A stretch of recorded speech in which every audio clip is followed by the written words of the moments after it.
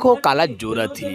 अब ये कुदी पुरुषोत्तम में दिखता तो पुरुषोत्तम हाँ भैया मस्त नमस्कार कहे थी और नमस्कार करे के बाद में अपन तैयारी कर रहे हैं और काजल पाउडर लगाए के बाद में चल दे ही। अब ये कुछ देखो हिरेन जो है मुंह भले गुंगवा निकाला थे और अपन जाड़ की व्यवस्था ला निकाला थे।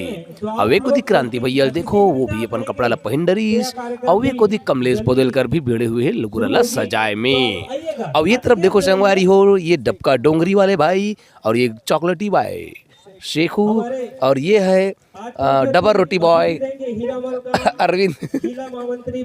अब आएगे पप्पू पैड दल्ली वाले भैया जो अपन पैड ला पाछू को ले निकाला थे और मड़ा दिन है। और ये तरफ देखो भोज भैया बिस्तुत के उठे जैसे दिखा थे और करते वो कसरत और कहाँ है दशरथ नहीं दिखा थे तो कुंग कुंग चिंग चांग चुंग हुई खा हब्बो। और ये कुछ हमारे मुकेश मित्र संगवारी हो अपन